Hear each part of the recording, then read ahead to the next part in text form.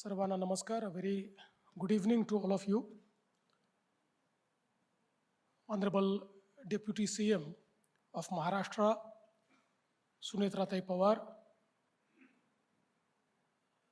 the men behind the movement, Advocate Nilesh Deshmukh and Shammi Prabhakar, my colleague Kaustubh Dhause,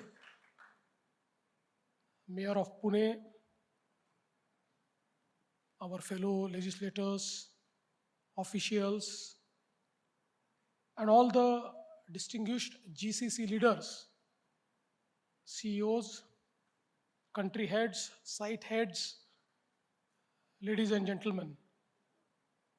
It's absolute pleasure to be here in Pune, a city that in many ways represents the evolution of India's GCC story. And I want to begin by congratulating GCCPros for bringing together this August gathering. I must say that this room is full of the people who really take decisions. So thank you for bringing together all the decision makers. You decide where your next engineering center will come up, where your next AI team will sit, where your next R&D capability will be built, where the next 1,000, 5,000 or 10,000 global professionals will work. And increasingly, you decide where the next important business decision of your global company will be made. That is why I'm particularly happy to be here with you today. When the GCC story began in India, the proposition was relatively simple. India offered talent, scale, and cost efficiency. That proposition remains important, but it is no longer the whole story. The GCC of 2030 will not be a back office. It will be an engineering center, an AI center, a product development center, a cybersecurity center, a finance and analytics center, and also an R&D center. And increasingly, a center from which global businesses are actually run. That is a fundamental change which we see, and Maharashtra wants to be at the center of this change. Maharashtra has a somewhat unusual advantage. We don't have to create a GCC ecosystem from the scratch. In fact, we are sitting in Pune and all of us know that it already exists. Mumbai gives you India's deepest financial and business ecosystem. Pune gives you engineering, automotive, manufacturing, technology, and extraordinary talent base. I must share a story here. A very celebrated company, US company I won't name, the CEO met me 2-3 days back. And while we were talking about their proposed GCC at Pune, he told me why he chose Pune. He said, I've also seen the human resource in UK. And then I visited a few institutes in Pune and I found the human resource for Pune more talented, more hardworking, and more focused. And that's why I've decided that I'll put up my GCC in Pune. Of course, Navi Mumbai is becoming an entirely new business and infrastructure node. And beyond these three, we have Nashik, Nagpur, and Chhatrapati Sambhajinagar, each with a potential to become specialized center of global capability. So our proposition is come to Maharashtra because not only we have one good city, but come to Maharashtra because we have an ecosystem of cities, talent, and capabilities. Pune itself has demonstrated the strength of that proposition.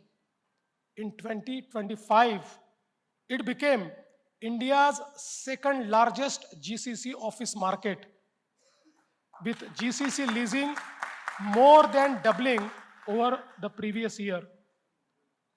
And I'm sure at the end of 2026, Pune will lead the country in GCC ecosystem and in the least space for GCC.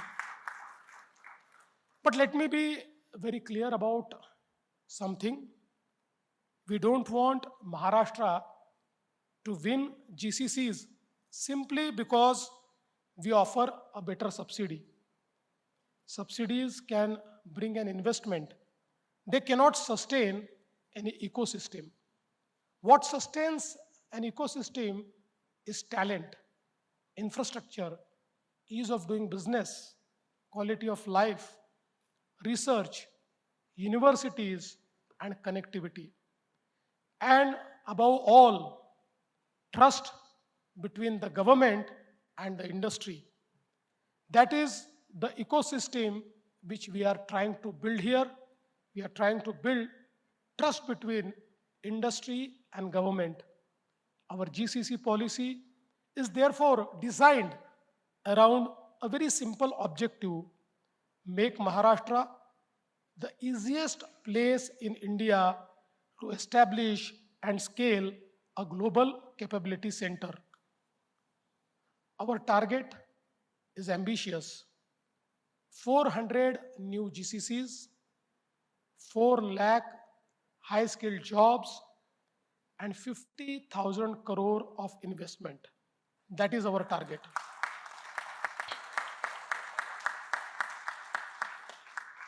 But I don't want those numbers to remain targets on paper. I want every GCC leader in this room to ask us, what will you do differently to make my decision easier? And on that, we have been quite deliberate. The policy provides fiscal support, including payroll subsidies, capital or rental assistance, interest subsidies, R&D support, and other incentives. We have also provided non-fiscal support, including industry status, additional FSI, zoning flexibility, priority access to land, digital data repositories, reliable infrastructure, and ability to operate 24/7. But again, these are instruments. The real objective is capability. The biggest question I hear from the industry is not, can I find 500 people? It is, can I find the next 5,000 people with the right skills?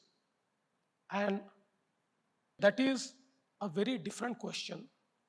The jobs being created today are changing rapidly.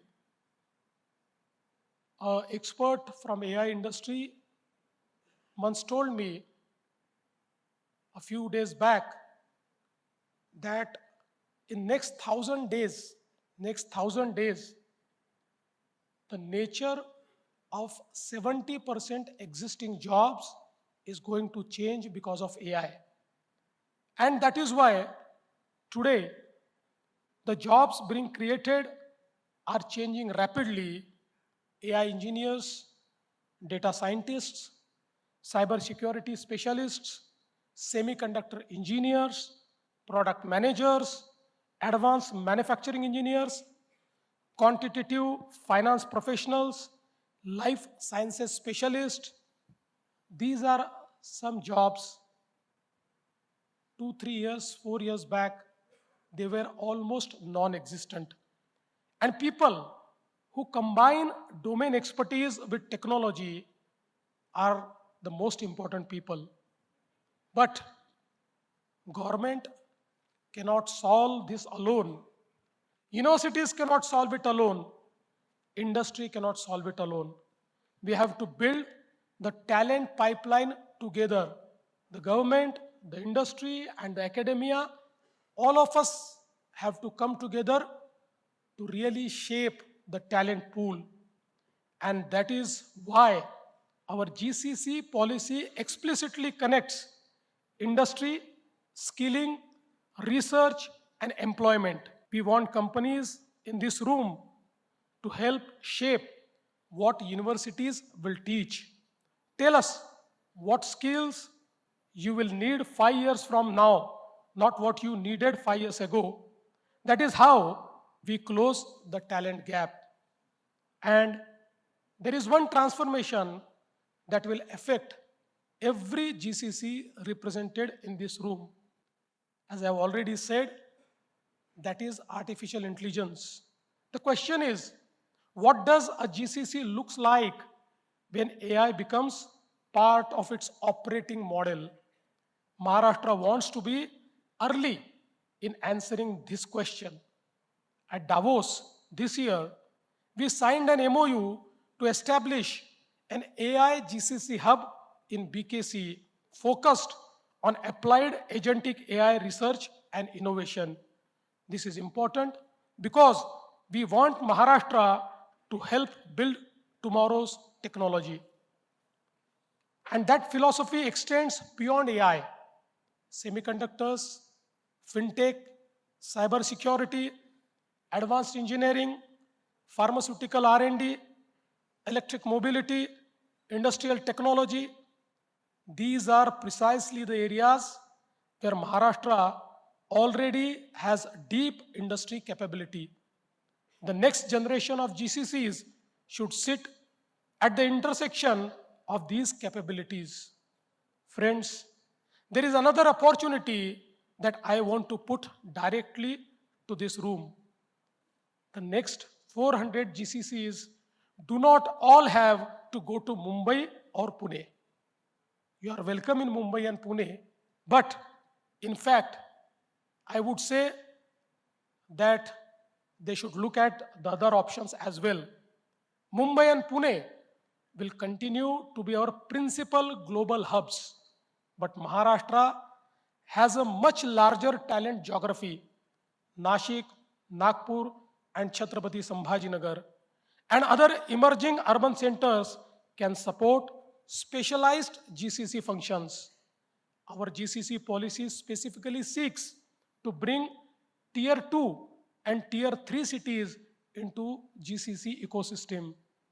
Imagine a model here. Mumbai handles global finance and corporate functions. Pune leads engineering and product development. Navi Mumbai becomes a new global business and technology node. Nagpur develops specialized technology and shared services capabilities. Nashik builds engineering and industrial capabilities. And Chhatrapati Sambhajinagar develops advanced manufacturing and automotive capabilities. That is a much more resilient GCC ecosystem. And it is also a much better proposition for Maharashtra. But let me also say something candidly. If we expect GCCs to transform, government must transform within them. We are also looking inside because we understand that if we want to do business in today's changing and emerging world, we also have to work like an institution. We also have to work like a platform. We also have to work like a GCC. Your work in a world where decisions are made in hours and days. Government cannot take weeks and months for routine approvals. You expect predictability. You expect one answer, not five departments answering in five ways differently. You expect somebody to take ownership when there is a problem. So I want to make one commitment today. For GCCs, Maharashtra will work towards a single accountable government interface, a person and a system that takes responsibility for helping you establish, expand, and resolve issues. Because, because ease of doing business is the experience of the person sitting in your office trying to get something done. And that experience is what we intend to improve. There is a reason this matters to us beyond investment numbers. Our ambition is to build Maharashtra a $1 trillion economy, and GCCs are central to the ambition of making Maharashtra a $1 trillion economy. Friends, GCC brings something more valuable than capital. They bring knowledge. They bring global processes.